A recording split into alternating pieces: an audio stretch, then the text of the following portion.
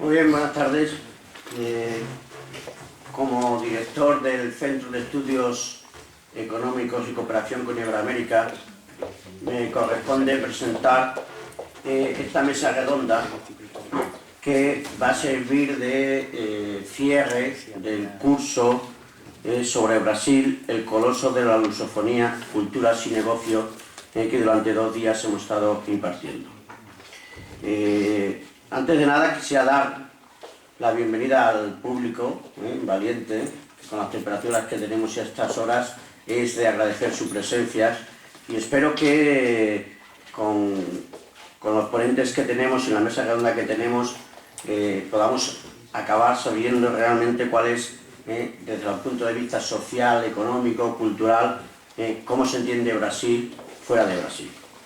Para ello va a moderar la mesa don Francisco Pedraja Muñoz, que es el presidente de la Real Sociedad Económica Extremeña Amigos del País, y como participante tenemos la suerte de poder contar con don Rafael Rodríguez Ponga Salamanca, secretario general del Instituto Cervantes, Pedro Jesús Eusebio Cuesta, director del Instituto Cervantes de Brasilia, don Ignacio Martínez Gastinani,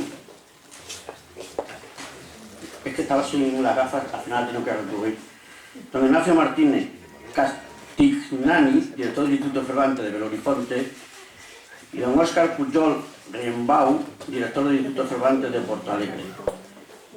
Colabora también con ellos en la mesa el catedrático de la Universidad don Juan Manuel Carrasco González. Así que muchas gracias por su presencia y comienza el debate.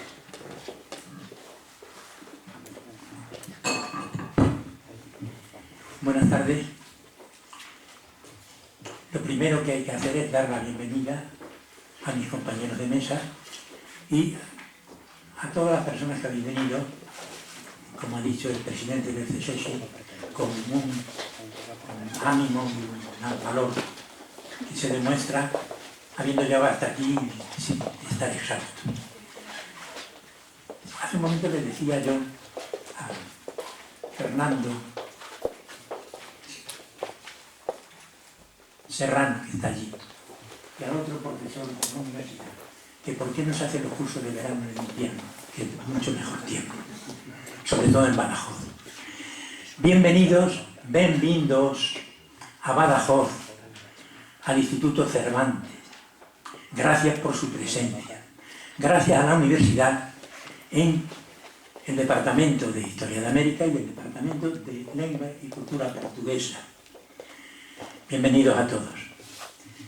Me vaya a permitir unas palabras, aparte de esta bienvenida, unas palabras de justificar por qué tenemos tanto interés en Badajoz por el mundo portugués, por el mundo brasileño, por el mundo hispanoamericano, mejor dicho, por el mundo iberoamericano. Como me gusta decirlo, no latinoamericano. Yo digo siempre iberoamericano, porque me gusta meter a Portugal y a Brasil. Badajoz, hace un momento hablaba con los representantes del Instituto Cervantes en Brasil, de que Badajoz está hermanado con una ciudad brasileña, cosa que no sabe casi nadie. Casi no lo sabía yo, porque no me acordaba del nombre, y me lo han dicho, Blumenau, una ciudad que tiene un origen también, como su nombre indica, pues alemán. La razón, ¿para qué voy a explicar las razones por las que está unido manadamente? Y luego Badajoz está unido con muchas ciudades portuguesas fronterizas, con muchas, que no voy a citar.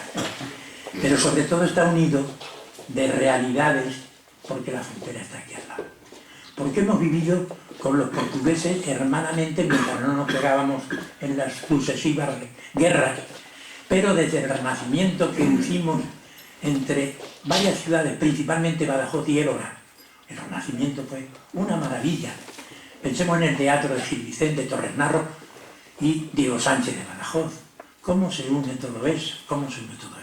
Ir a ver la catedral. El claustro es de estilo manuelino, portugués. La torre la hace Gaspar Méndez, un arquitecto de Elvas. Y así podríamos ver muchísimas cosas más de ese carácter hispano-portugués que tenemos. Incluso en la Edad Media hay aquí 2 facciones que luchan. una que se llama los bejaranos y otra los portugaleses. Es decir, Portugal está metido aquí siempre también, y metido en nuestros corazones. Os voy a decir una anécdota pequeña. Pequeña porque voy a hablar de mi nieto, que tiene 9 años, y es hispano-portugués. Su madre portuguesa y su padre un hijo mío. Como comprenderéis, este mestizaje cultural y fisiológico es formidable, es formidable. La económica tiene una vocación grandemente importante desde el principio por su iberismo. Precisamente tengo aquí una revista que luego enseñaré, para que quiera verla, claro, donde se hacen artículos sobre el iberismo. Aquí se funda en el año 73, 1973, el Festival Ibérico de Música por 3 personas. Manuel Ivo Cruz, director de la Orquesta Filarmónica de Lisboa, Luis Izquierdo, director de la Orquesta Filarmónica de Sevilla, y un servidor de ustedes. Y sigue funcionando, sigue funcionando. Hemos hecho tantas cosas. Fijarse, aquí tenemos un artículo sobre las juntas de Badajoz-Elvas de 1524, después de Tordesillas, donde no se llega a un acuerdo para la división del mundo entre españoles y portugueses, se celebra en Badajoz. Yo he pedido al ayuntamiento, lo recordarás, en un acto que tuvimos en las casas consistoriales antiguas, que se ponga una placa diciendo: aquí se celebró una de las sesiones de las juntas de Badajoz-Elvas, y también al obispado le he pedido que en una de las salas de la catedral que se celebró otra reunión se ponga también. La historia no solo hay que recordarla en los libros, sino en la calle, que la gente lo vea y lo sienta. Tenemos en nuestra institución una parte de la biblioteca que es de lengua y cultura portuguesa. Aquí tenemos clases, y veo algunos alumnos por aquí, de la clase de lengua y cultura portuguesa que tenemos aquí, en esta sala de arriba. Es decir, nuestra conexión con Portugal, y por tanto, por extensión con Brasil, pues no hay duda. Y lo que queremos al fondo, y ofrecemos, en este sitio tan formidable que es nuestra biblioteca, donde luego inauguraremos la colección de libros del padre Vieira, en esta magnífica biblioteca, tener una representación, ser representante del Instituto Cervantes Libre, Luis de Camões. Ya estamos al habla con la presidenta del Camões, y ahora estoy al habla con el secretario del Instituto Cervantes, que luego nos informará cómo podemos conseguirlo, con lo cual van a tener aquí una representación que no les va a costar nada. Tienen local, tienen personal, tienen un ánimo tremendo de que trabajemos juntos. Con todo eso, mis queridos amigos, todos los de abajo y los de arriba, buenas tardes, y cuando queráis comenzamos. A tus órdenes.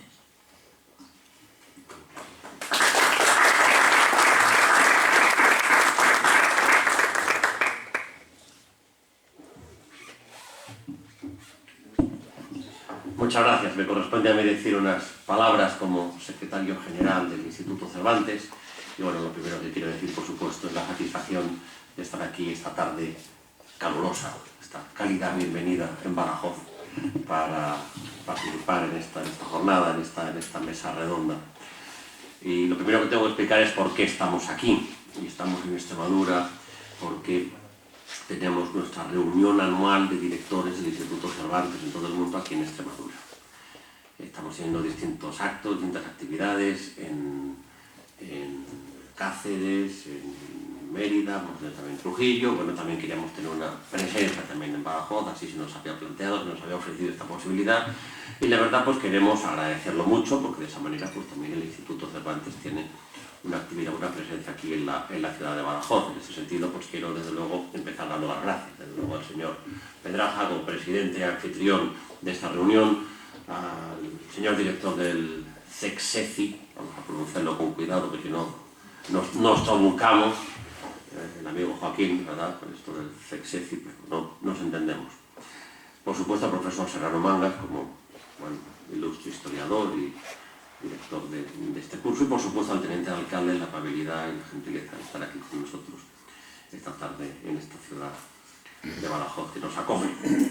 Esta reunión, estas actividades que estamos haciendo el Instituto Cervantes en Extremadura, pues queremos que sirvan también para la vinculación de Extremadura con el resto del mundo y con las instituciones nacionales españolas que difunden nuestra lengua y nuestra cultura en toda su diversidad, y al mismo tiempo también para que nuestros propios directores del Instituto Cervantes en el mundo pues, conozcan de cerca la realidad de una parte de España, porque muchas veces no es tan conocida ni dentro ni fuera de España, y conviene también que nuestros propios directores de centros del instituto que difunden la cultura española conozcan también el patrimonio cultural de Extremadura, la realidad cultural de Extremadura y esta parte de España que tiene tanta historia.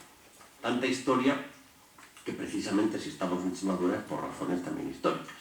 Y es que este año conmemoramos, algunos con entusiasmo, conmemoramos el 5º centenario del descubrimiento del Pacífico por un español, Vasco Núñez de Balboa, que resultaba ser extremeño, y además de esta provincia de Badajoz, de Jerez de los Caballeros, nada menos. Entonces un acontecimiento así como el 5º centenario del descubrimiento del Pacífico por Balboa, pues merece que nos fijemos precisamente. 500 años después, fíjense cómo la historia pesa siglos después. Estar en Extremadura, estar en estas varias ciudades de Extremadura precisamente con este motivo. Pero además de explicar el por qué estamos aquí, me gustaría decirles muy brevemente quiénes somos, es decir, qué es el Instituto Cervantes. Porque muchas veces ustedes dirán, el Instituto Cervantes, a lo mejor sale algunas noticias, y luego la gente tampoco sabe muy bien qué es. Pues mira, el Instituto Cervantes es la institución pública del Estado, 100% del Estado, que tiene por ley una doble misión.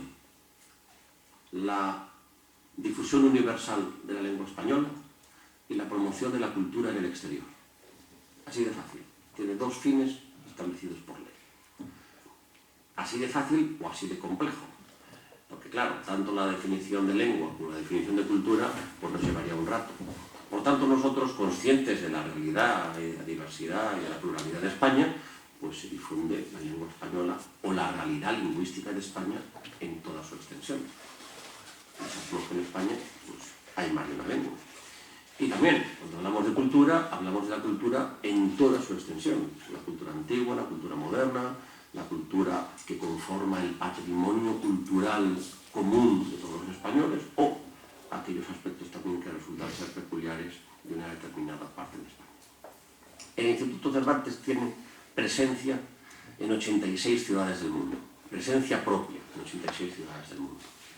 No quiere decir que todos sean centros, hay extensiones, hay aulas que dependen de centros y de centros que tienen un director, como los que están aquí en estos momentos, que son 3 directores que están en Brasil, como bien tienen ustedes en las hojas que les han repartido, porque para eso estamos aquí, para hablar precisamente de Brasil.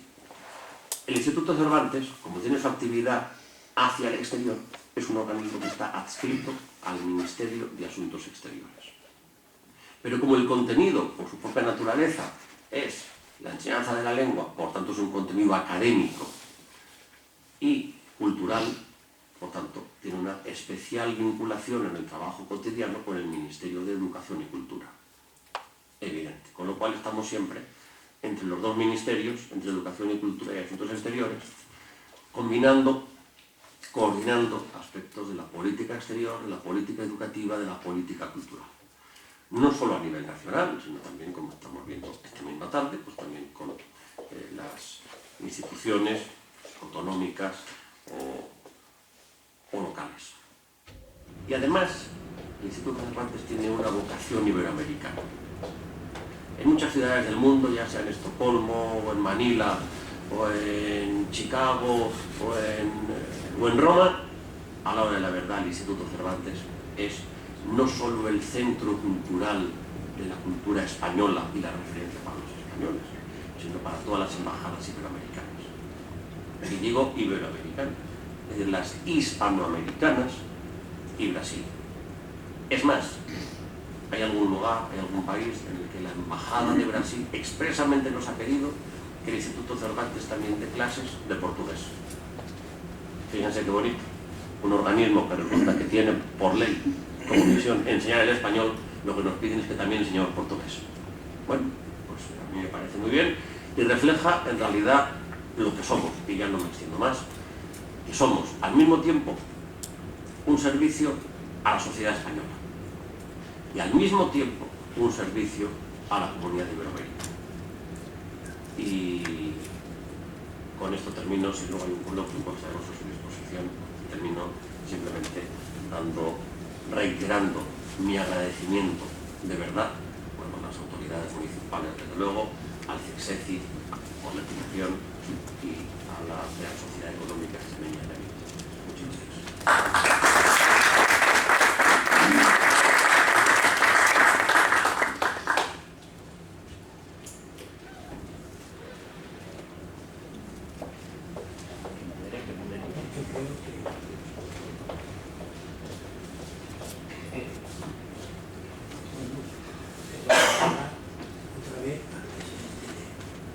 Al secretario general del Instituto Cervantes para que inicie. Inicio yo. Sí, parece que lo adecua. No, bueno, según el orden, efectivamente, pues el orador que corresponde ahora es Pedro Eusebio, director del Instituto Cervantes de Brasil. Sí. Bueno, muchísimas gracias a todos, muy especialmente a la Sociedad de Estudios, el Centro Extremeño de Estudios y de Cooperación Iberoamericana, a la Real Sociedad de Amigos del País de Badajoz, autoridades aquí presentes, compañeros de mesa también, y a todos ustedes por acompañarnos aquí esta tarde tan calurosa aquí en Badajoz. Y bueno, pues vamos a tratar de dar una visión global de Brasil, tal como está establecido en el programa, en diferentes aspectos. Yo voy a comenzar dando una introducción en la que voy a tratar de analizar someramente, ¿no? Porque después lo interesante será también pues que haya oportunidad para que ustedes formulen las preguntas por los aspectos que tengan más interés y en fin, para eso estamos aquí, ¿no? Mi conocimiento de Brasil parte de mi interés, pero parte también de mi cargo y bueno, pues para que se hagan una idea, yo comencé mis funciones en Brasil, en Belo Horizonte, en Minas Gerais, estuve 2 años y de ahí pasé a Brasilia, entonces ya son 5 años los que llevo en el país. El título de este curso es Brasil, el gran coloso, ¿no? Coloso de la lusofonía, la cultura y los negocios, ¿no? El mismo título del curso, bueno, pues da idea de algo que es bastante obvio y es la magnitud que tiene este país, que es un continente, pero que hasta épocas muy recientes pues también ha sido, podemos decirlo sin ánimo de exagerar, un gran desconocido en España y podríamos decir que en el mundo. Realmente la visibilidad internacional de Brasil como potencia emergente internacional, bueno, pues data un poco del inicio de los últimos años del presidente Fernando Henrique Cardoso y la época Lula, que es cuando pasa a tener esa gran visibilidad internacional. Brasil tiene una serie de componentes que considero que son básicos y fundamentales y que a la hora de comprender la realidad contemporánea son... perdón. No. ¿Así está mejor? Sí, es que yo hablando me oigo peor que desde ahí. Así está mejor, ¿no? Bueno, como estaba diciendo, es un país, tercer país más grande del mundo, y que engloba una realidad muy diversa, muchas veces quizá muchos de ustedes que ya conozcan, pero que yo considero que son los ejes fundamentales que han marcado las características del Brasil contemporáneo y las que en cierto modo condicionan no solamente la realidad de la economía de la sociedad brasileña actual, sino también la actividad del Instituto Cervantes en el país. Ha dicho mi contertulio, el presidente de la sociedad, que en Tordesillas no se llegó a un acuerdo sobre la visión del mundo, pero efectivamente ya ahí digamos que tenemos un hito fundamental, ¿no? Si eso no hubiese ocurrido, pues bueno, no sabemos, tampoco se trata de hacer de ciencia ficción histórico-política, pero bueno, quizá Brasil, en vez de hablar portugués, estuviese hablando español, ¿no? Y de hecho es una reflexión que sin ser pretencioso o arrogante, muchos brasileños dicen con una cierta pena que les hubiera gustado haber tenido como colonizadores con la presencia española más que Portugal. No por nada, sino porque ellos consideran, y es un sentimiento bastante generalizado, que la colonización de España en Hispanoamérica, en Iberoamérica, fue de un modelo muy diferente al de Brasil. Porque se considera, y son hechos que están en la realidad presente, pues bueno, España, al mismo tiempo que lleva a cabo una colonización basada en los intereses comerciales o también políticos de la época, al mismo tiempo, desde muy pronto, llevó cultura, llevó civilización, fundó algunas de las universidades más importantes del mundo, muy pronto, en Lima, en México. Y sin embargo, bueno, pues la colonización portuguesa fue bien diferente y eso marcó esa época, pero marcó también el presente. La colonización portuguesa fue una colonización de colonias establecidas en la costa, de carácter meramente extractivo, y bueno, pues el gran hito fue cuando se establecieron en Bahía, con Salvador de Bahía, la primera capital de Brasil, y a raíz de ahí los portugueses, el sistema que diseñaron fue el traslado de las grandes familias portuguesas que tenían interés en el comercio, pero que a diferencia de lo que ocurrió con España, no llevaron a cabo una labor, digamos, educadora de la población local. Tenemos que tener en cuenta que las primeras universidades brasileñas son prácticamente del siglo XX, o sea que estamos hablando de una diferencia casi de 4 siglos, ¿no? Aparte de eso, el hecho de establecer colonias primero en Salvador de Bahía, después tenemos Recife, Río de Janeiro. ¿Qué es lo que ocurre? Que en esas colonias, por la misma orografía de la costa, la comunicación entre las mismas por tierra era prácticamente imposible. Entonces, eso llevó a que se creasen núcleos de población bastante aislados, ¿no?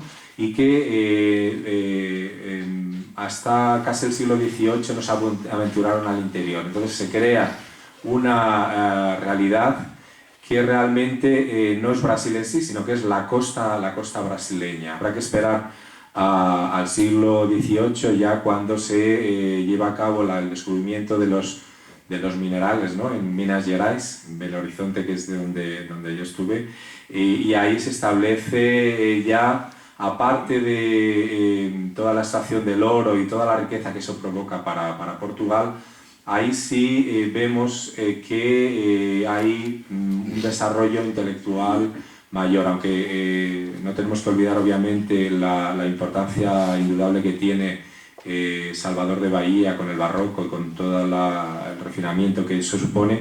En Minas Gerais, a partir de la base de Ouro Preto, se crea una red de ciudades a medida que se coloniza esa región ya del interior de Brasil, en donde se establece el barroco, que hasta hoy es considerado, bueno, pues el barroco más importante, o uno de los conjuntos arquitectónicos barrocos más importantes de Iberoamérica.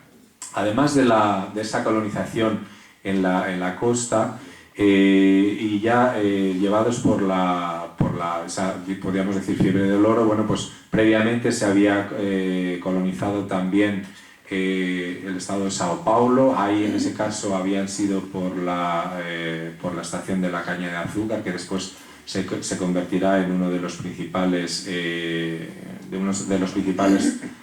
motores del crecimiento económico. Y como dije, y ese es el hilo conductor, y yo creo que hoy condiciona de manera radical la realidad brasileña, ese tipo de colonización es el que marca a Brasil hasta hoy en día. Tenemos que esperar a que Juscelino Kubitschek, ya estamos saltando muchos siglos, estamos yendo hasta el siglo XX, para que Juscelino Kubitschek, consciente de que teniendo la capital en Río de Janeiro, el interior está olvidado, ya Minas Gerais había perdido también toda la magnitud de importancia que tenía, pues por un declive de la extracción de las minas, Río de Janeiro, la capital, floreciente, con esa tradición también francesa. En Río de Janeiro, seguramente muchos de ustedes saben que fue inicialmente ocupada por los franceses y después Portugal bueno, pues tomó la ciudad y al final logró que los franceses no tuviesen una presencia significativa en Brasil. Ocurre, por ejemplo, también en Pernambuco, en Recife, con el caso de los holandeses. Bueno, pues Juscelino Kubitschek en el siglo XX tiene la idea de que realmente para vertebrar el país todavía hay con zonas bastante mal conocidas, tiene que llevar la capital al centro del país y decide fundar Brasilia al final de los años 50 para llevar con la capitalidad, vertebrar el país, tratar de unir por tierra el centro con el resto, con la costa, y no olvidemos también, muy importante, con Manaus, con los estados del norte. Y bueno, pues eso que era un sueño, que parecía una visión utópica de un político con una gran lucidez intelectual, pero bueno, claro, nadie estaba muy convencido de que en 3 años solamente se iba a lograr construir la actual capital de Brasil, Brasilia, y eso se consiguió, se construyó la capital en 3 años y el objetivo podemos decir que se ha conseguido parcialmente. La capitalidad de Brasilia implicó que el gobierno llevase a los funcionarios voluntariamente con unas buenas condiciones económicas para cambiar de Río a Brasilia, y se consideró que teniendo allí el poder central, federal, administrativo, bueno, pues que eso iba a irradiar, iba a llevar, desplazar el núcleo de poder y al mismo tiempo el núcleo económico. La realidad es que, bueno, después de 50 años, Brasilia es una referencia arquitectónica, es una ciudad con problemas, pero que sigue creciendo, pero ese proyecto de, digamos, trasladar los polos de poder al interior, pues realmente no se ha logrado. No se ha logrado porque actualmente el norte sigue con sus peculiaridades, no me puedo extender mucho más porque claro, si no daría para hablar durante horas y no es el objetivo. El norte sigue, a pesar del trazado de la autopista transamazónica que une Brasilia con Manaus, se llevó a cabo, pero ese proyecto gigantesco, bueno, pues tiene muchos problemas por la orografía del terreno, por el clima, por tropical, por las lluvias torrenciales, tienes problemas de mantenimiento muy serios y no es impracticable, pero es enormemente dificultoso todavía hoy moverse en el interior de Brasil por carretera. Entonces, eso provoca, pues bueno, que era lo que he comentado al inicio, que actualmente, después mi compañero Ignacio hablará más de la economía contemporánea de Brasil y de la realidad de las empresas y de los desafíos, pero esos hechos de cómo se coloniza el país, cómo Brasilia trata de trasladar de la costa al centro y cómo este proyecto no es fallido, pero tiene serios desafíos y serias dificultades, y es uno de los motivos por los que la presidenta Dilma, pues uno de sus proyectos estrellas hoy en día todavía sea tratar de construir una red ferroviaria que nunca se ha llegado a ejecutar en el país. Brasil es un país donde no hay trenes prácticamente, o sea, todos los viajes se tienen que hacer por avión o por carreteras en un estado, pues dependiendo de las zonas. Si en el sur, que es lo más rico, está bastante bien, y en el norte, pues en muchos casos son prácticamente impracticables. Entonces esa desvertebración hace que el gobierno aún hoy en día esté muy preocupado y esté tratando de crear una red de ferrocarril desarrollada, y por eso España ahí tiene mucho que decir. Ignacio seguramente ahora menciona esto, y también hace que, por ejemplo, pues el tema de los puertos, todavía, a pesar de que la colonización y las primeras ciudades están en la costa, el sistema portuario también tiene todavía serias deficiencias. Es un país de una magnitud enorme y donde hay todavía muchos desafíos. Otra de las características fundamentales, y ya voy a ir terminando, es en esta evolución de la colonización el papel que han tenido las diferentes inmigraciones.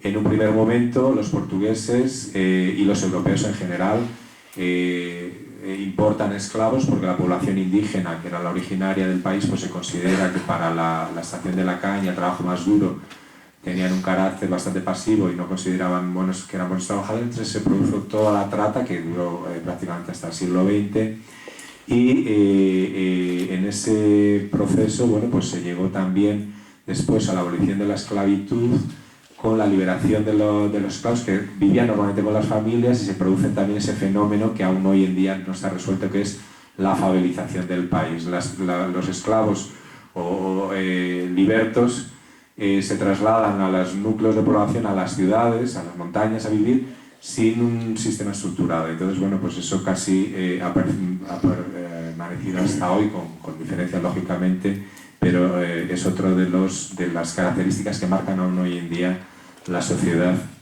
brasileña.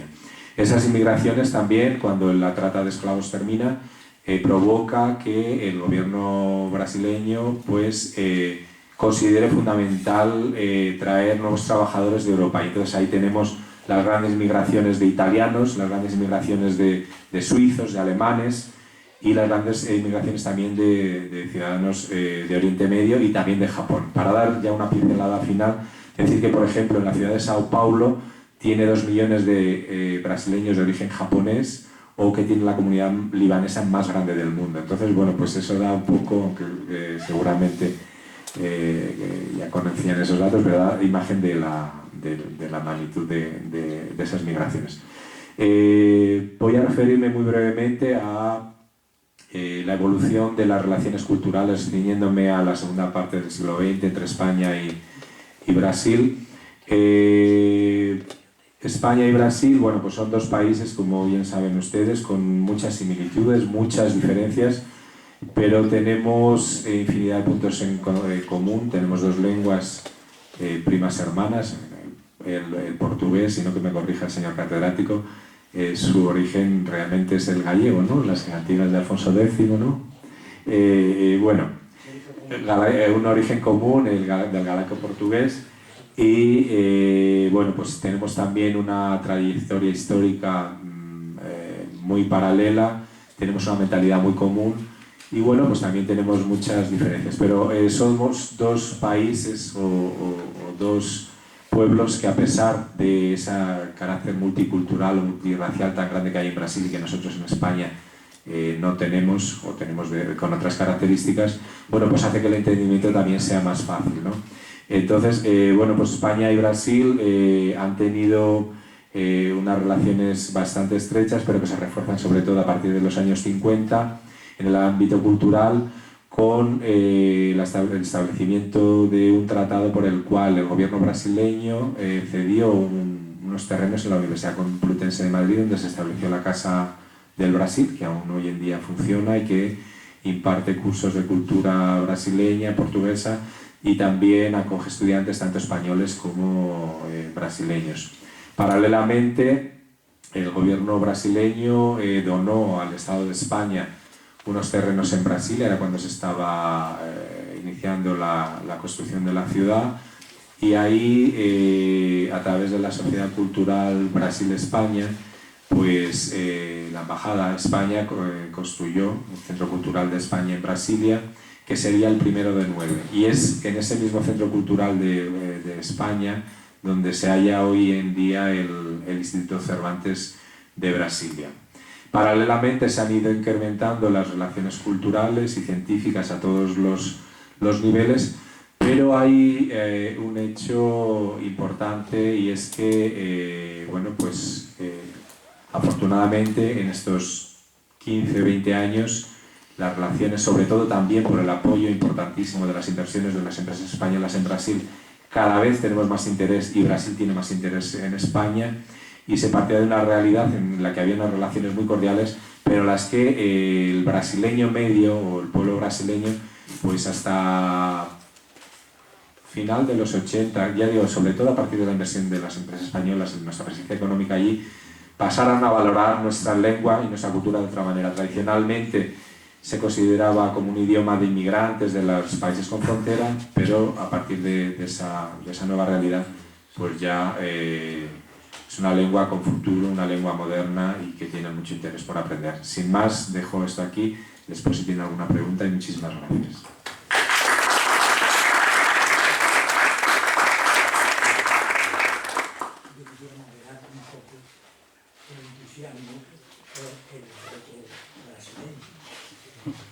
Porque ha dicho que era el primero de... No, el primero. Entonces, ya no modelo tanto. Sí, porque claro, si nos fijamos en el barroco de los Andes, Perú, Colombia, Chile, etc., y en el barroco mexicano, etcétera, etcétera, yo creo que son equivalentes. Una cosa que me hubiese dicho es cómo se planifica, en cierta medida, no es que vaya a hablar otra vez, sí, pero que Brasilia fue un proyecto, me parece, de Lucio Costa y luego una realización en gran parte de Oscar Niemeyer, que ha muerto con 102 años, hace poco tiempo, sí, el año pasado. Y creo que solo ha habido una ciudad en el mundo que se haya hecho igual, que es una ciudad de la India, Chandigarh, sí, que la hizo un arquitecto español, que no me acuerdo del nombre. No, fue Le Corbusier. Le Corbusier participó también en el... Sí, fue Le Corbusier. Muy bien, muchas gracias por la aclaración y la moderación. Muy bien, yo creo que... ¿Quién le toca? Damos la palabra ahora a don Óscar Pujol, sí, director del Instituto Cervantes en la ciudad de Porto Alegre, y que anteriormente fue director de Cervantes en Nueva Delhi. Tiene experiencia sabe de la India, de ustedes, hombre experto ya en dos potencias del mundo como son India y la China. Bueno, buenas tardes, pues. Boa tarde, tendríamos que decir, como ha dicho el secretario general, ¿no?, que todavía soy un inquilino reciente en Brasil, llevo ahí 9 meses, estoy todavía en mi fase portuñol 1.0, espero actualizarme, pasar al 2.0 y finalmente separar y hablar estas dos lenguas, ¿no?, el portugués y el español con su pureza, ¿no? Quiero agradecer realmente a la Real Sociedad Económica Extremeña y amigos del país esta oportunidad de venir a Badajoz y, como ha dicho muy bien el secretario general, ¿no?, el que nosotros estemos aquí en Extremadura es para nosotros también una labor de conocer bien nuestro país y de conocer, es realmente un placer, es un gran placer porque no conocía Extremadura, es la primera vez. Y cuando llegas aquí te das cuenta de que la labor que estamos haciendo ahora, los directores de Cervantes, la iniciaron hace muchos años los extremeños, especialmente toda España, evidentemente, pero los extremeños nos ayudaron con sus grandes conquistadores y descubridores a que hoy tengamos un idioma que sin duda alguna, hoy por hoy, el segundo idioma más potente del planeta. Lo digo porque cuando estamos en España uno tiene la sensación de que se olvida de la grandeza del español, segunda lengua de comunicación internacional, tercera lengua en Internet, la segunda lengua en número de hablantes nativos después del chino, pero el chino, claro, no tiene evidentemente la dispersión que tenemos nosotros en tantos países, en varios continentes, y la lengua que en número de hablantes nativos está creciendo más rápido, incluso por encima del chino, debido a la demografía particular, especialmente de América Latina, ¿no? Por lo tanto, realmente para un director del Instituto Cervantes, que va a la India, que va a Brasil, que va a China, que va a Filipinas, llevar bajo nuestro brazo una cosa que se llama la lengua española, el idioma del español, es prácticamente una garantía de éxito en nuestra visión. Produce realmente, a mí me produce a veces gran satisfacción ver cómo los franceses nos envidian, porque no tienen realmente la demanda de esta lengua como tiene el español. Y como decía, esta contribución a la expansión del español, pues en cierta forma se gestó en esta magnífica región de España, y para nosotros es un descubrimiento estar aquí, conocer esta región, Mérida, Badajoz, Cáceres, y por lo tanto reitero mi gran placer. Ha sido una sorpresa también escuchar al profesor Pedraja al inicio hablar de Blumenau.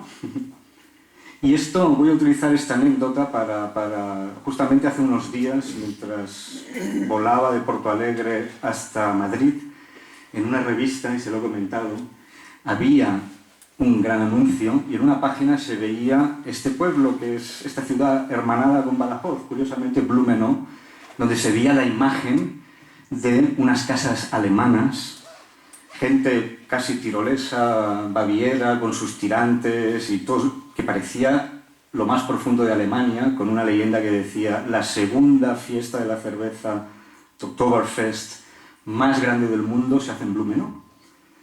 Había una flechita que llevaba al lector a la página siguiente, y en la página siguiente veíamos una de esas playas brasileñas espléndidas, con tropicales, hermosísimas. Digo esto, no lo digo esto por ninguna frivolidad, ¿no? Digo esto, ponía 100 kilómetros separan una realidad que parece sacada de Baviera a una realidad que responde a la estampa que nosotros tenemos habitualmente de Brasil. Y lo digo con intención simplemente para hacer énfasis en que hay muchos Brasiles, en que Brasil no es solo la imagen de samba, la imagen de Copacabana, la imagen del carnaval, sino que hay muchos tipos de Brasiles distintos. Y en mi corta experiencia en Brasil, si alguna cosa hoy en día les molesta a los brasileños, es que se les identifique solo con los estereotipos, igual que pasa con los españoles y con otros pueblos, ¿no?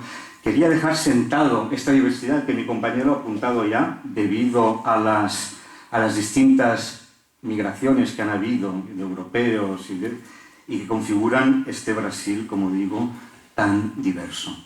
En mi caso, yo estoy en la provincia más meridional, en el estado, empezar en términos españoles, en el estado más meridional de Brasil, que se llama Río Grande do Sul, cuya capital es Porto Alegre, la ciudad de Porto Alegre.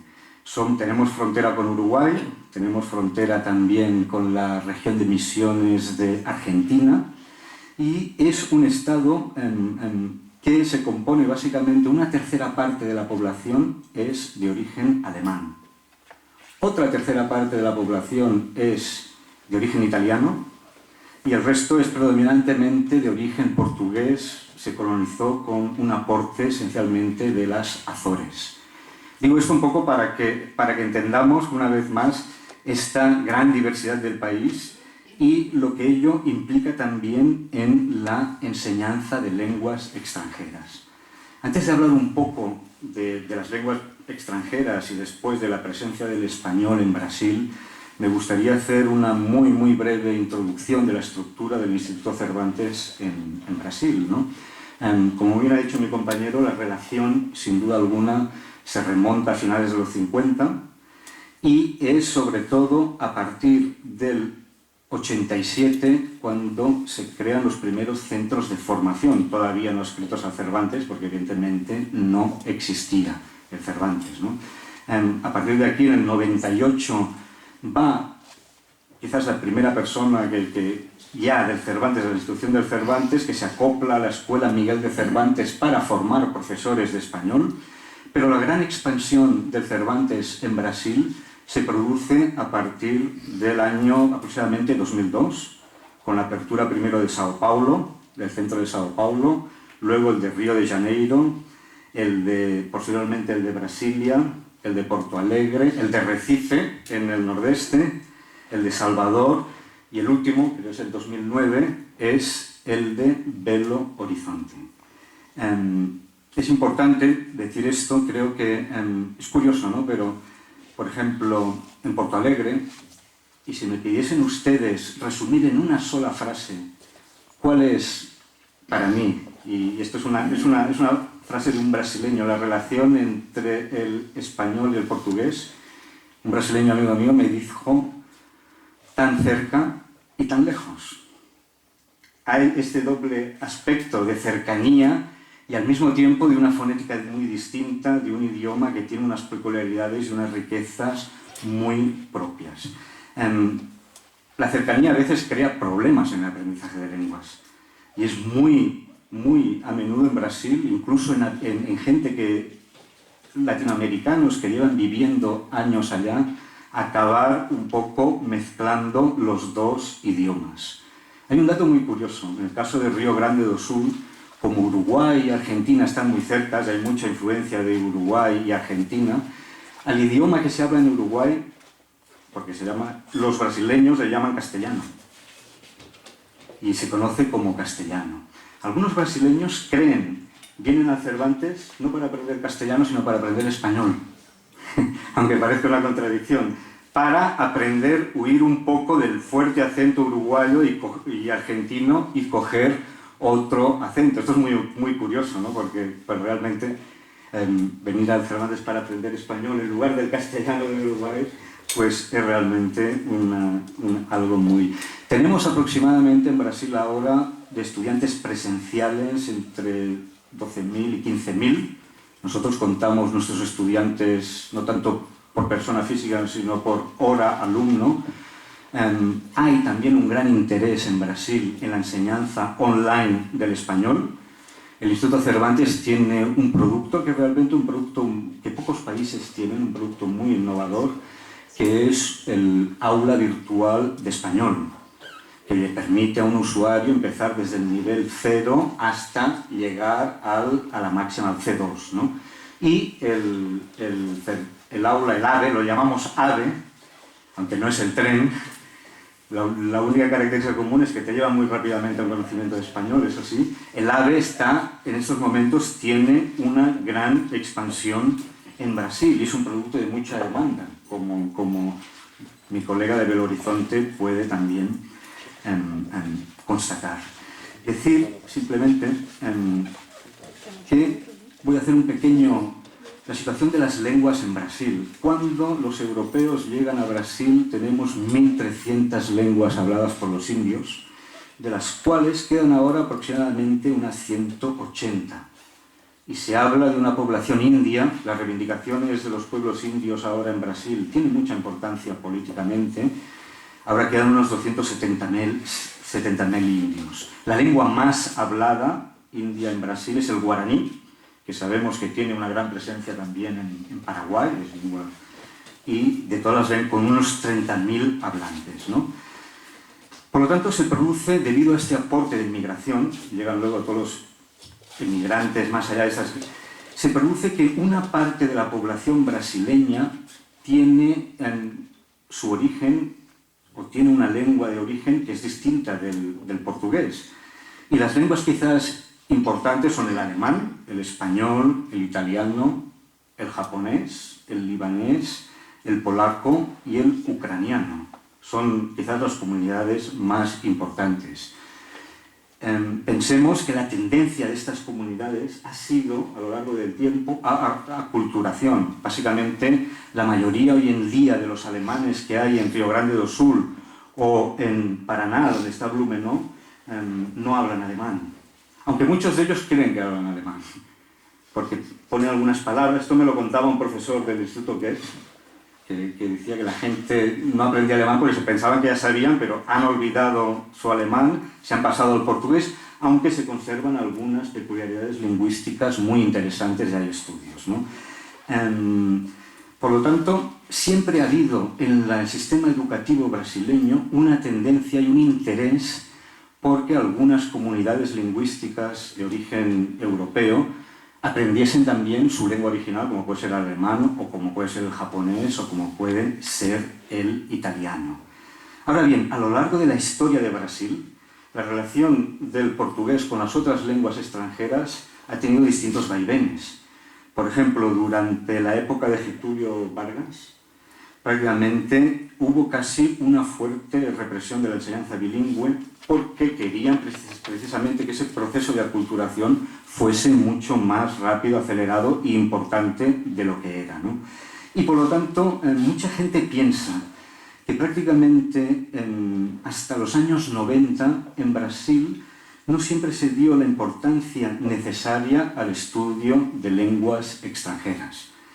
Sabemos que el estudio del español en Brasil empieza en 1919 en el Colegio Público Pedro II, que ha enseñado otras lenguas extranjeras como el francés y el inglés, pero, como hemos dicho, no ha habido siempre, hasta muy recientemente en la historia de Brasil, una política educativa que realmente diese la importancia al estudio de lenguas extranjeras que tiene hoy en día.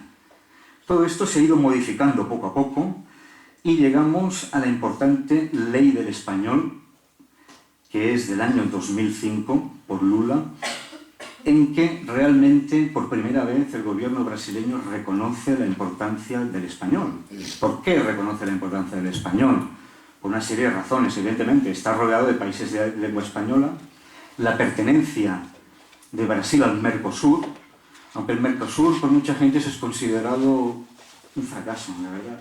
Le falta una experiencia, tiene su importancia, pero no ha acabado de dar los frutos que se esperaba inicialmente de esta alianza económica. También por las inversiones españolas y latinoamericanas en Brasil, es importante conocer español. Y finalmente porque también los brasileños se han dado cuenta de lo que mencionaba al principio, la importancia internacional del español. Nuestra lengua quizás en los años 70 era una lengua de segunda, que jugaba en segunda, pero ahora estamos en primera división y muy cerca de ganar la liga. Y entonces esto evidentemente cambia completamente la percepción de nuestra lengua, no solo en Brasil, pero también en un país como la India, en donde era un idioma prácticamente desconocido o fuera del ámbito cultural, y en cambio ahora el número de estudiantes se va multiplicando. Insisto en esto. Entonces, una vez los brasileños se dan cuenta de que están rodeados de países de habla hispánica y que, sin embargo, hasta ese momento no habían dado al español la importancia que merece, Lula aprueba esta ley del español, y esta ley del español, cuya realización ha sido un poco mixta, no quiero decir que hayan sido todo éxitos, es importante porque básicamente dice que las escuelas de enseñanza media han de ofrecer la lengua española en un horario regular, lo cual es realmente importante. Hoy en día, bueno, son datos del 2010, estudiantes de enseñanza media son 9 millones en Brasil, de los cuales 2,5 millones estudian español. Son datos del 2010, seguramente han cambiado ahora, pero no tenemos todavía. Esto es importante. En enseñanza básica se dice que sigue siendo optativa, pero se puede ofrecer el español a partir del 5º año. La importancia de la ley reside en que los alumnos de enseñanza media han de cursar obligatoriamente una lengua extranjera, y al mismo tiempo el centro ha de ofrecer el español. Por lo tanto, las posibilidades de que el estudiante tenga acceso al español aumenta y se abre como una gran promesa, ¿no? Ahora bien, hay algunas dificultades, y cuando uno hace un seguimiento de cómo se ha cumplido esta ley en Brasil desde el 2005 hasta el 2012, hay grandes carencias, esa es la verdad. Y la primera carencia que tenemos es que se necesitan más de 12.000 profesores de español para cubrir las necesidades que la ley del español impone al sistema educativo brasileño. Entonces, profesores no están allí, han de ser formados. Este es uno de los escollos.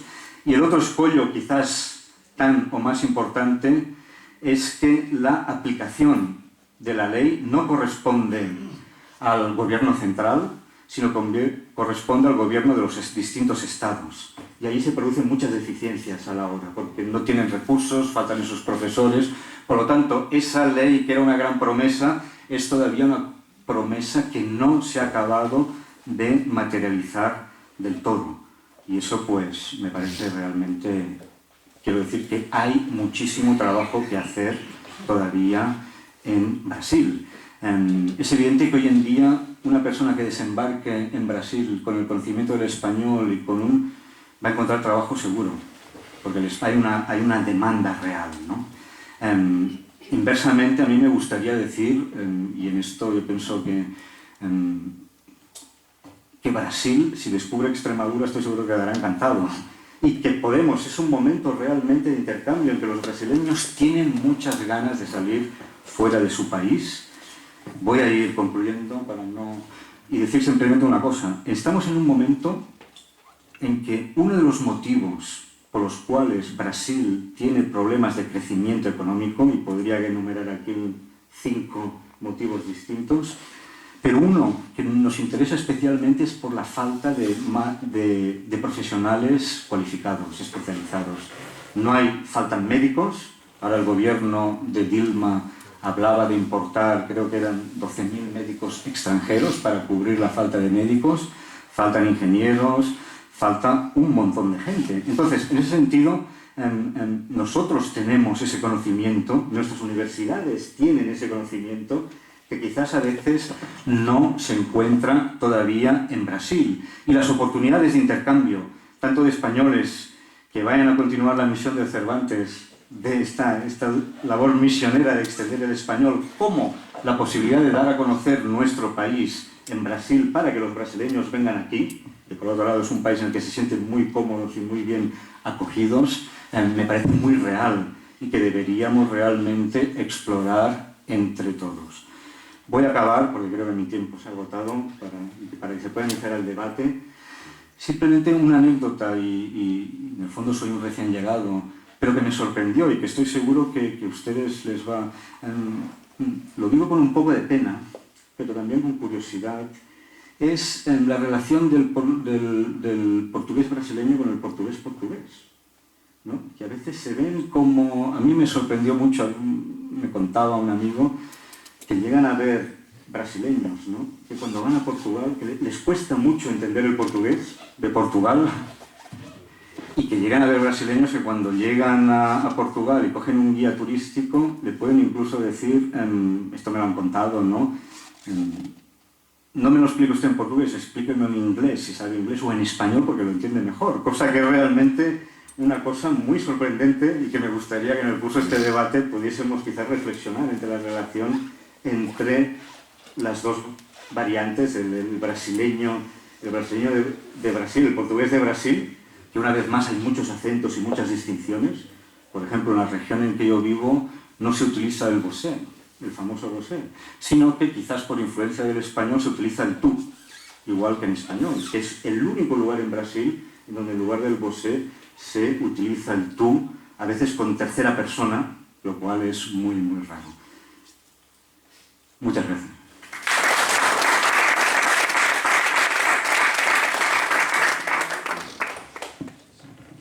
Y por último, Ignacio Castellani, del Horizonte.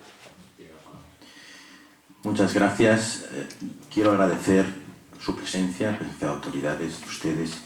También quiero agradecer, cómo no, una vez más, porque creo que es importante dejarlo de manifiesto, pues nuestro agradecimiento colectivo y el mío personal al Centro Extremeño de Estudios de Cooperación con Iberoamérica por la organización de este acto, a la Universidad de Extremadura y también a la Real Sociedad Económica Extremeña que nos acoge esta tarde.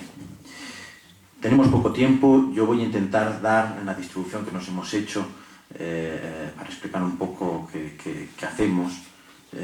Voy a dar una serie de pinceladas respecto a qué está haciendo el Instituto Cervantes en Brasil, porque muchas veces el Instituto Cervantes aparece en los medios de comunicación español, tiene un gran prestigio, pero no se sabe que, bueno, que enseña español, difunde la cultura de los países de habla española, pero creo que es interesante ir un poco a entrar en la casa, en una casa, en un Instituto Cervantes y ver un poco cómo está estructurado, cómo opera, qué productos tiene.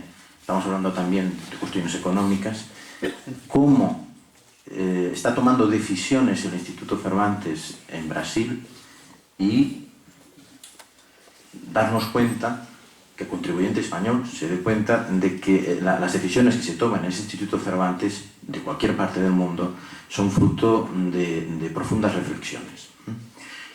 Como saben, los institutos Cervantes, ya se ha dicho, los dos objetivos, cultura y lengua, pero dentro de un Instituto Cervantes tenemos un departamento académico que realmente lleva a cabo pues la enseñanza del español, materiales didácticos, en cursos presenciales, en cursos de español online, con tutor y sin tutor. Óscar ha comentado el AVE, el Aula Virtual Cervantes. También es el responsable de la certificación internacional del español, del diploma de español como lengua extranjera, y también en la parte académica somos responsables de la formación de profesores o, en el caso de Brasil, la actualización de profesores, que en definitiva también es formación de profesores. Como han hablado mis compañeros, en Brasil son necesarios como mínimo 12.000 profesores de español.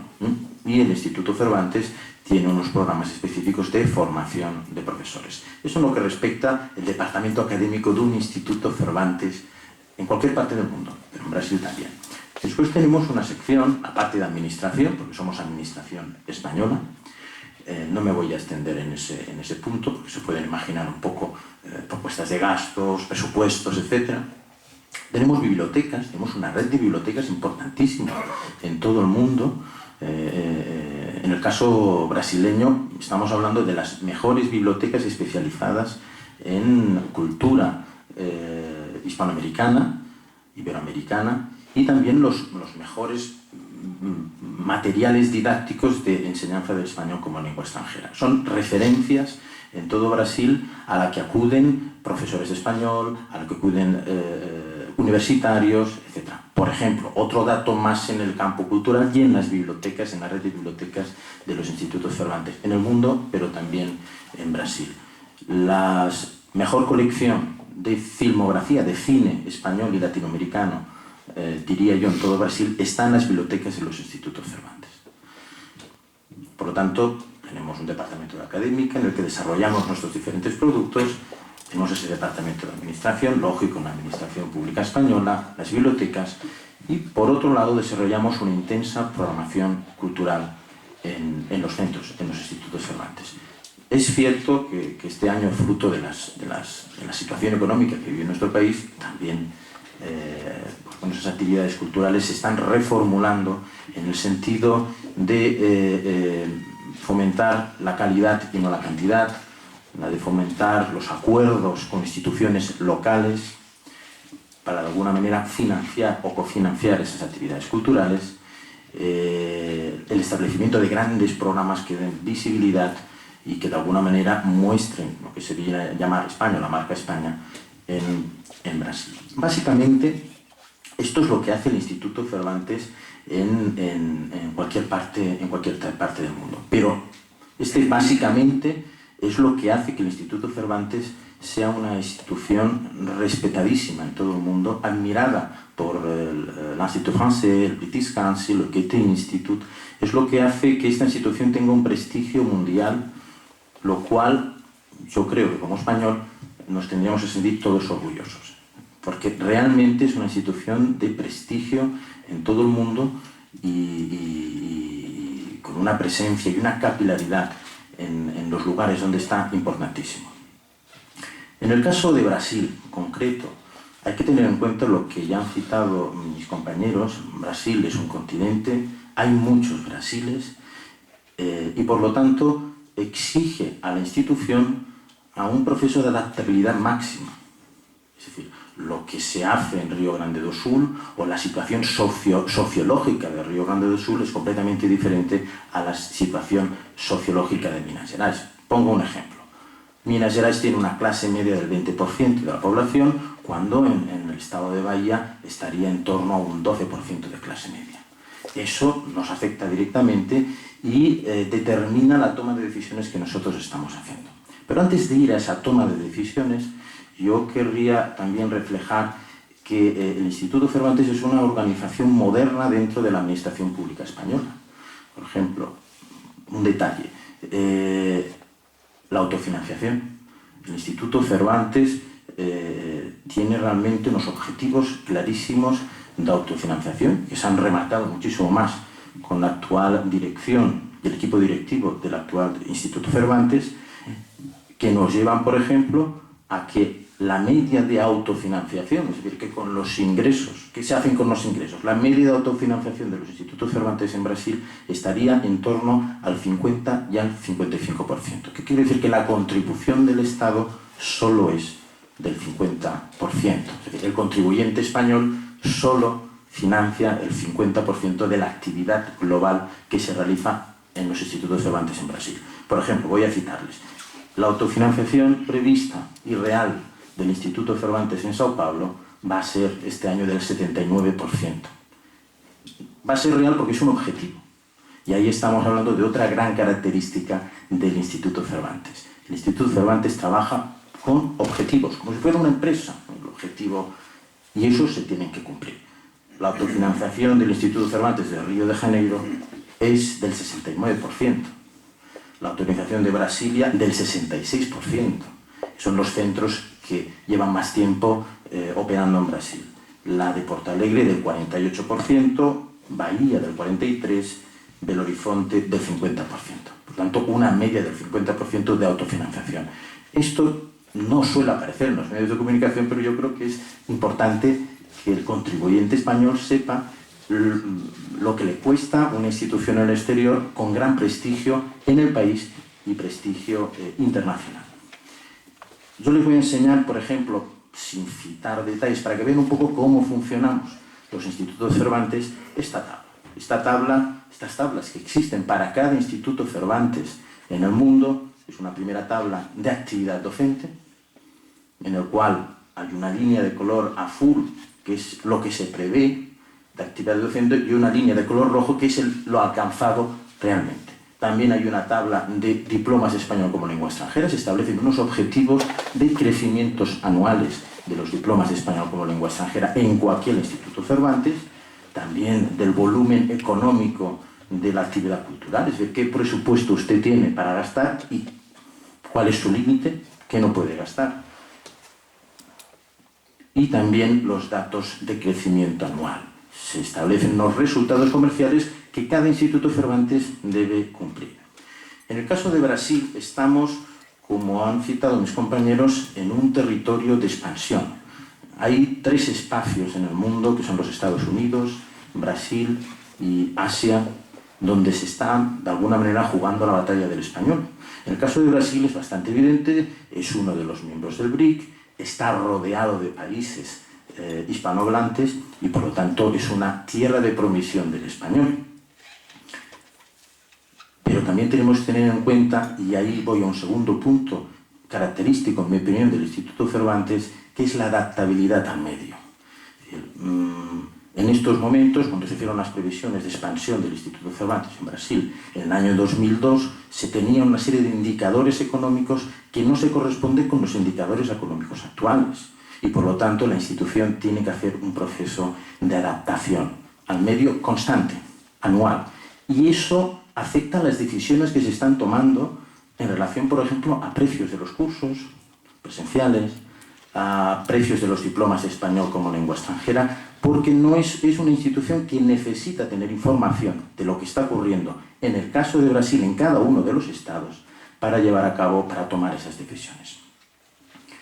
En estos momentos el crecimiento de Brasil, saben ustedes que es una economía en expansión, con futuro, que lo tiene, pero que está creciendo al 1,8%, es muy poco, es muy poco. La cesta básica, es decir, lo que le cuesta al brasileño ir a un supermercado, ha subido en el conjunto de Brasil un 21,7%.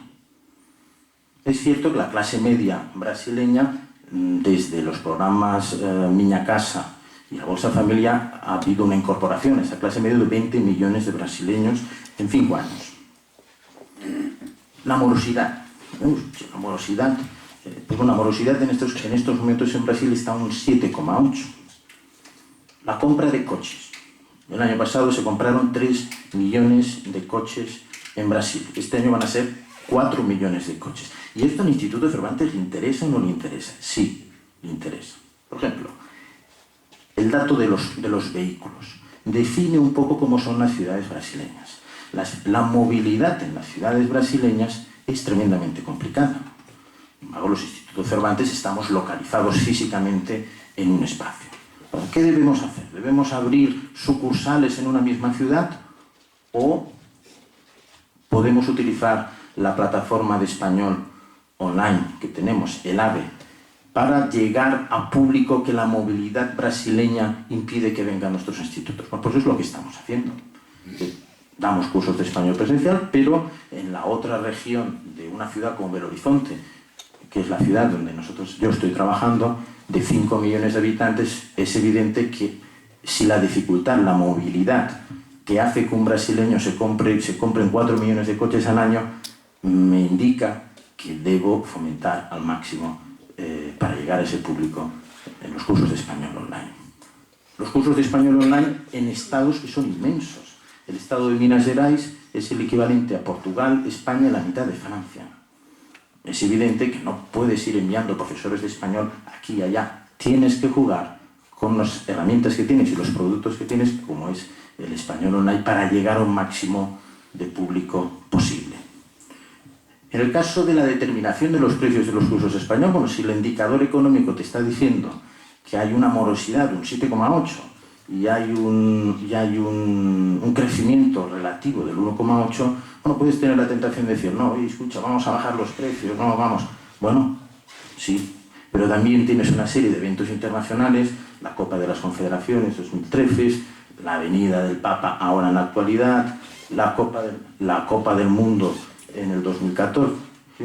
La Copa del Mundo 2014, los Juegos Olímpicos de 2016, que te indica que a pesar de esas dificultades económicas tienes un margen a la hora de determinar los precios de los cursos de español. Pero, atención, no puede ser un crecimiento, una determinación unitaria en todos los estados. Hay que tener en cuenta los indicadores económicos de Río Grande do Sul, que son completamente diferentes a las megaciudades como Sao Paulo o Río de Janeiro, o un estado frontera como podía ser el estado de Minas Gerais, o una ciudad llena de funcionarios que sería Brasilia. Por lo tanto, la realidad económica de un país, en este caso Brasil, afecta y mucho a las decisiones que toma el Instituto Cervantes, tanto en sede, es decir, en Madrid, como en cada país, en este caso Brasil. Eso exige a nuestra institución a estar en un constante proceso de adaptación al medio. Quería explicarles que esa es la realidad del Instituto Cervantes. ¿Los temas políticos también afectan al Instituto Cervantes? Pues sí. En el caso de Brasil hay elecciones cada 2 años. En el año 2010 se eligió a Dilma Rousseff como presidente de la República Federativa de Brasil. 2 años después hubo las elecciones municipales. ¿Las cosas se paran en Brasil cuando hay elecciones? Sí. El año que viene va a haber elecciones de nuevo a la presidencia de Brasil.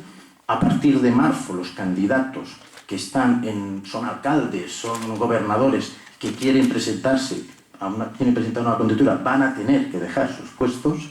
Eso va a suponer cambios políticos en cada una de las prefecturas, incluso gobiernos de los diferentes estados, y la ley electoral brasileña establece que 5 meses antes de una elección no se pueden cerrar ningún tipo de acuerdos con ninguna institución.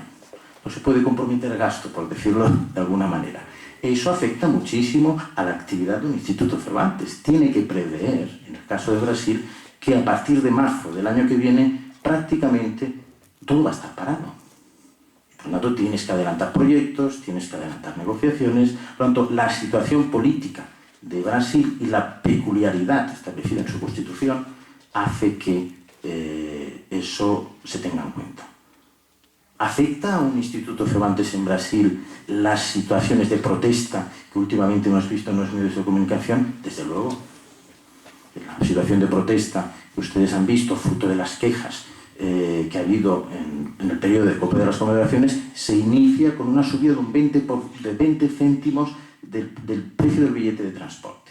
A partir de ahí, el público que se manifiesta básicamente es clase trabajadora y universitarios de las universidades federales, muchos de ellos estudiantes nuestros, y a partir de ahí se inicia una escalada de protestas que puede llegar a afectar a la operatividad de un Instituto Cervantes. Bueno, pues esto un Instituto Cervantes lo tiene que prever, porque no deja de estar al servicio de sus estudiantes, de la gente que viene y vive en la ciudad en la que está operando.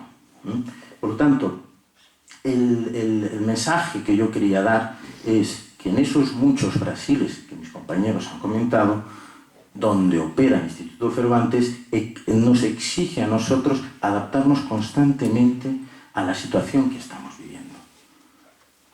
la operatividad de nuestra institución, que le cuesta al contribuyente un 40% solo, nos exige al mismo tiempo conocer la realidad que después podemos tratar del país para nuestra toma de decisiones. Pero en una toma de decisiones a 4 o 5 años vista, no. Cada año tenemos que tomar decisiones en función de lo que está ocurriendo, en el país. Yo no me querría extender más, porque creo que se ha hablado mucho. En todo caso, si ustedes luego quieren tener más datos económicos, políticos, pues estaré a su disposición para tratarlos.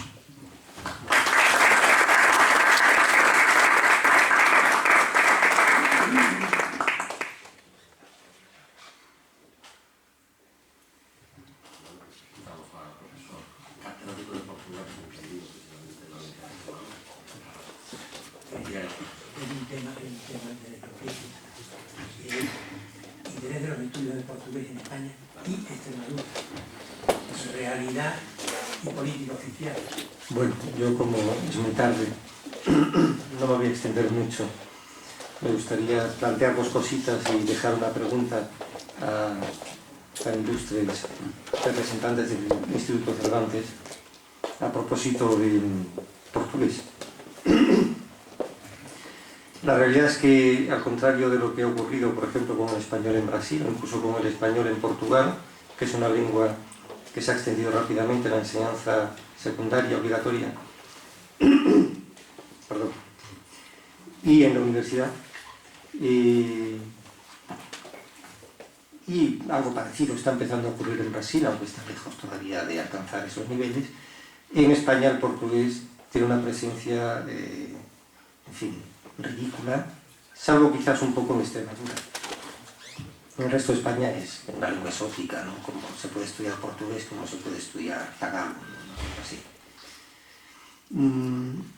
Aquí, en el caso de Extremadura, la situación es muy distinta, partiendo de ya viejos convenios, acuerdos, ya hablando de la época democrática, ¿no? De la época del ministro Morán y estas cosas, y la creación de unas cátedras y los propósitos de extensión del portugués en la enseñanza obligatoria en España y del español en Portugal. Lo que ocurrió es que en Portugal se hizo efectivo, pero aquí en España no hemos visto nada parecido.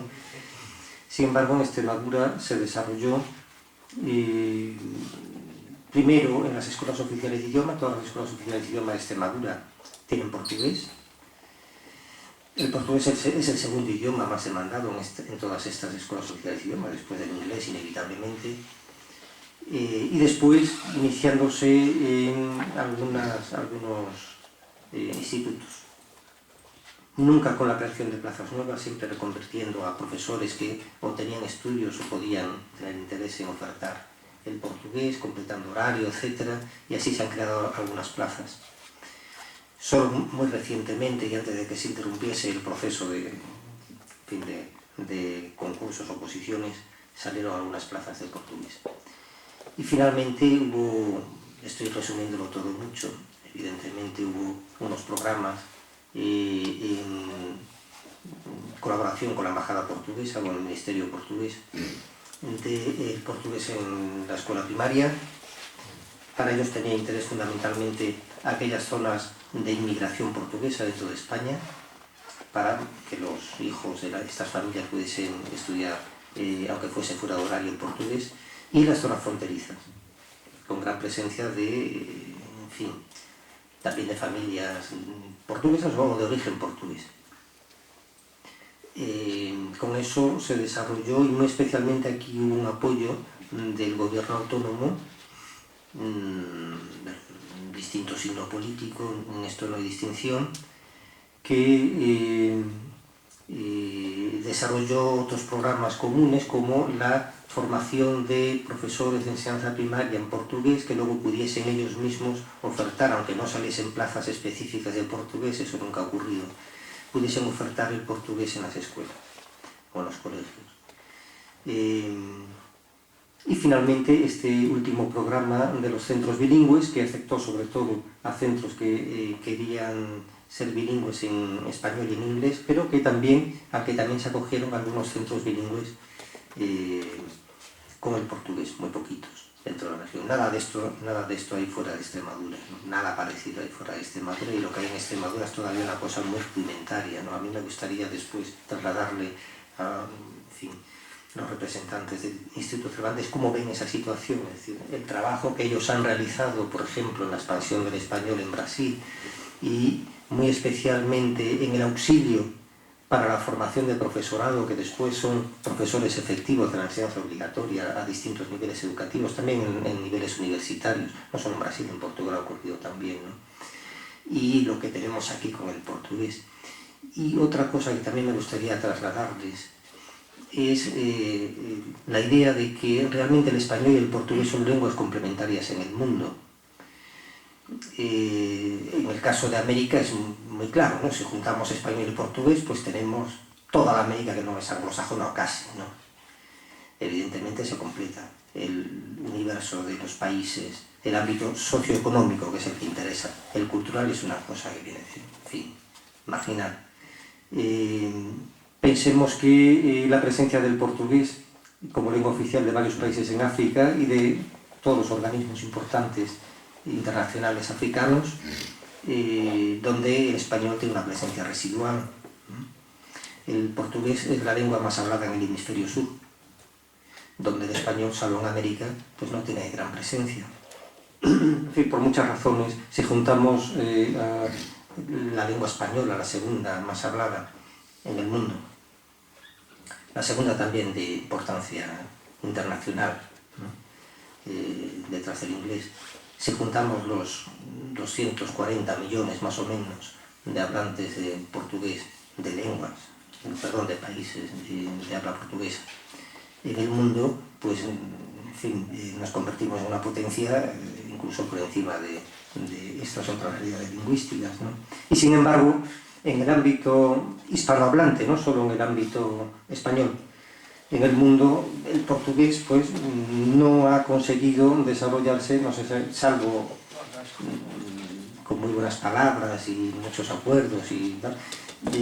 Después todo esto no se ha sabido o no se ha querido llevar a efecto, y no sé qué opinión les merece o qué consejo o qué opinan sobre este tema. Y yo creo que con esto ya no les canso más a ustedes y podemos debatir un poquito para cerrar la sesión. Muchas gracias.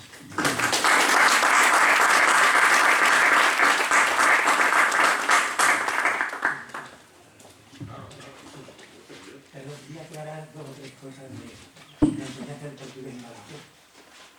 Por ejemplo, es desconocido que la Universidad de Mayores tiene curso de lengua portuguesa y cultura portuguesa.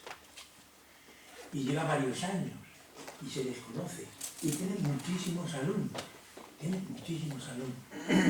Otra cosa que es una queja de parte de Badajoz, y es que la Facultad de Educación a la cual pertenezco, porque aunque me jubilé como emérito, sigo perteneciendo, pues hace años pidió, y ahora te voy a hacer una petición aquí, pidió con una cátedra de lengua y cultura portuguesa.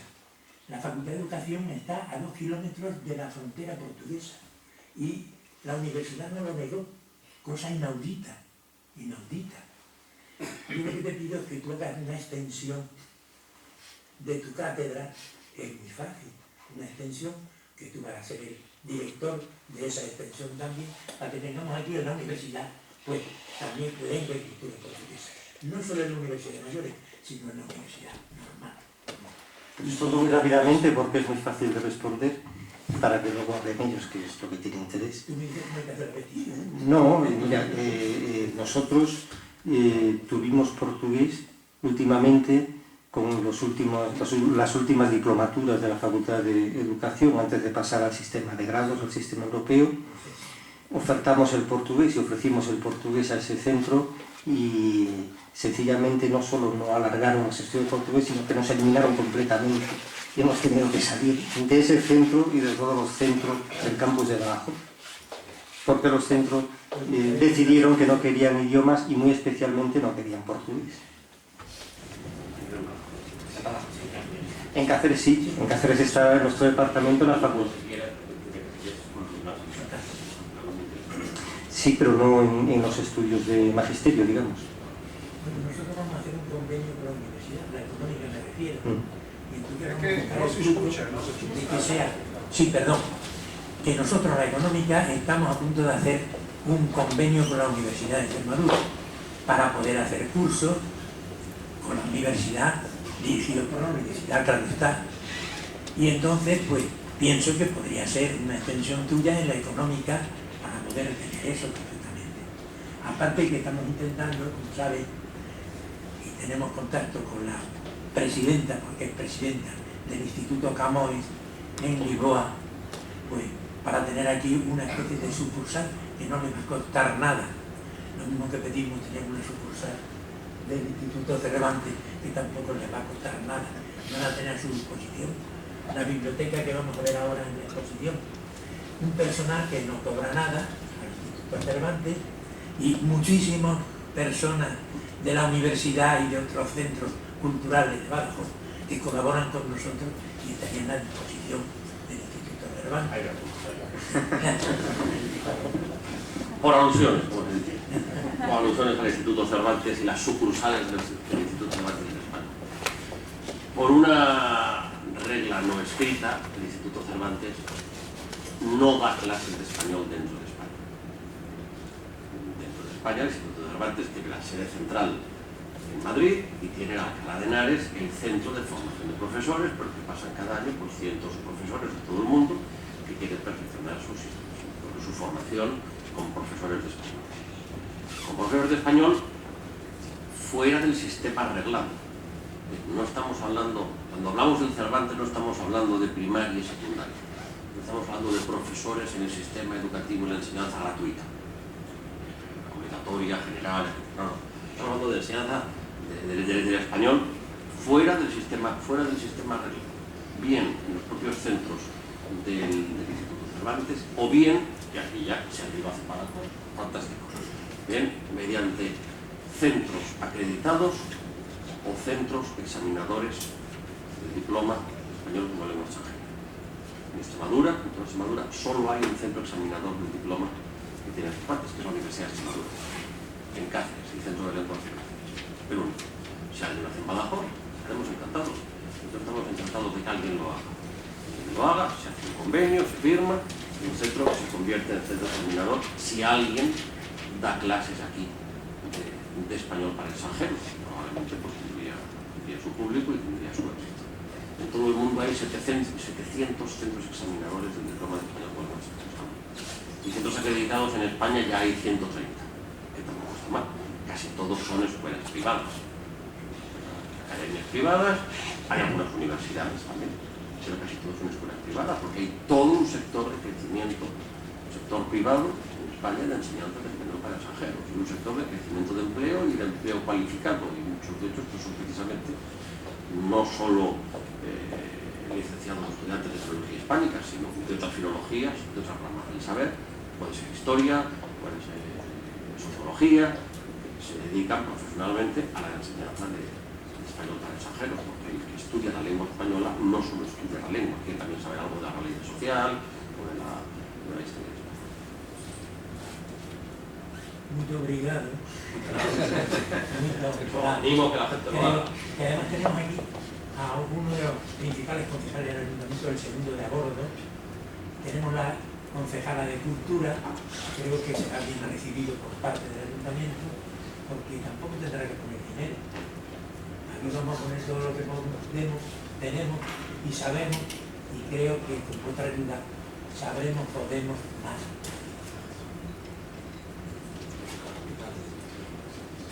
Pues me está diciendo el secretario general del Instituto Cervantes que se me ha quitado.